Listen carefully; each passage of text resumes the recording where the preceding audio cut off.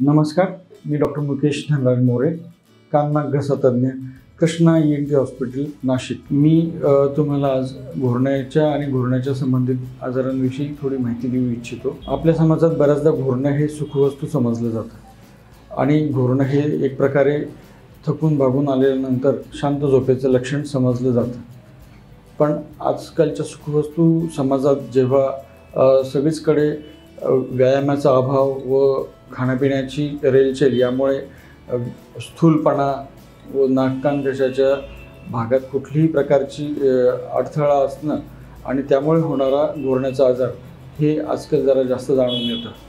पूर्वीपेक्षा ह्या घोरण्याच्या प्रकाराला स्लीप ॲपनियाची जर कल मिळत असेल तर आपल्याला या आजाराविषयी समजून घेणं आणि त्यावर वेळेवर उपचार करून घेणं अतिशय उपयुक्त महत्त्वाचं ठरतं। बऱ्याचदा आपल्याला घोरणाऱ्या पेशंट्सच्या संदर्भात पेशंट स्वतः किंवा त्यांच्या सोबतचे व्यक्ती किंवा स्पाऊस, हजबंड असेल तर वाईफ आणि वाईफ असेल तर हजबंड आपल्याला त्यांच्या पार्टनरच्या घोरण्याविषयीच्या कल्पना देतात व त्याविषयीचे वेगवेगळे प्रॉब्लेम्स आपल्याला लक्षात आणून देतात। झोपेत कुठलाही बाधा नसेल तर या घोरण्यावर आपण विशेष लक्ष न देता रेग्युलर एक्सरसाइज आणि व्यायाम शिवाय संतुलित आहार जर घेतला तर आपल्याला घोरणं बहुतांशी नियंत्रित करता येतं। पण जर घोरण्याच्या पॅटर्नमध्ये जर असा विशेष बदल असेल की जेणेकरून पेशंटला घोरता घोरता जर अचानक श्वास थांबत असेल, म्हणजे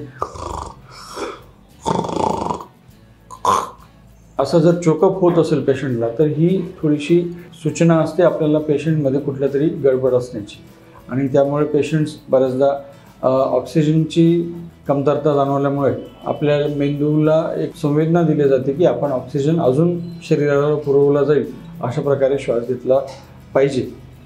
विशेषतः घोरणं सुरू होण्यापासून 2-3 तासानंतर जर जास्त तीव्र होत असेल आणि रुग्णाला जर मधून जर जाग येत असेल तर हे घोरणं थोडंसं डॉक्टरांकडे जाऊन तपासून घेणं महत्त्वाचं ठरतं। त्यासाठी स्लीप स्टडी करतो। स्लीप स्टडी किंवा CT स्कॅन करून आपल्याला वरचेवर आपल्याला काही अडथळा असेल श्वासमार्गात तर आपल्याला लक्षात येतं आणि पेशंटला ॲडमिट करून कधी आपल्याला एंडोस्कोपी करायला लागते। एंडोस्कोपीमध्ये नाकाच्या आतल्या बाजूला किंवा टाळूच्या जिभेच्या आतील बाजूला जर जास्त फुगीरपणा असेल किंवा त्याच्यामुळे जर अडथळा येत असेल तर त्या गोष्टी अधिक प्रमाणात समजून येतात। त्या गोष्टी जर आपल्याला वैद्यकीय ट्रीटमेंटने किंवा व्यवस्थित मेडिसिन्स घेऊन जर अतिशय कमी प्रमाणात असतानाच कव्हर करता येतं। पण हे जर घोरणं त्यानंतरही कमी होत नसेल तर आपल्याला व्यवस्थित जिथे अडथळा असेल, जसं आपण नमूद केलेल्या चित्रामध्ये जर बघू शकतात की जर नाकाचा हाड तिरका असेल, नाकात जर सायनस किंवा पॉलिपचा प्रॉब्लेम असेल किंवा लहान मुलांमध्ये ॲडेनॉइडचा प्रॉब्लेम असेल, त्या सगळ्यांचा आपल्याला व्यवस्थित उपचार करायला लागतो आणि त्यात कधी ऑपरेशनची सुद्धा गरज पडते। यात आता उपलब्ध असलेल्या सुविधांमध्ये जर कोऑब्लेशनने जर आपण टाळूचा किंवा जिभेचा भाग नाकातल्या आतल्या जर अडथळ्यांना जर व्यवस्थित दूर करू शकलो तर हा घोरण्याचा आजार पूर्णपणे कव्हर होऊ शकतो। शिवाय स्थूलपणा जर असेल तर आपल्या डायटिशियनकडून आपण व्यवस्थित संतुलित आहार, त्याच्याने वजन नियंत्रित राहील व आपल्या शरीराला योग्य त्या प्रमाणात सगळ्या प्रकारच्या विटामिन्सची पुरवठा केला जाईल आणि आपल्या शरीरातील चरबीचं किंवा फॅटचं प्रमाण नियंत्रित केलं गेलं तरी आपल्याला ह्या घोरण्यापासून आराम मिळतो।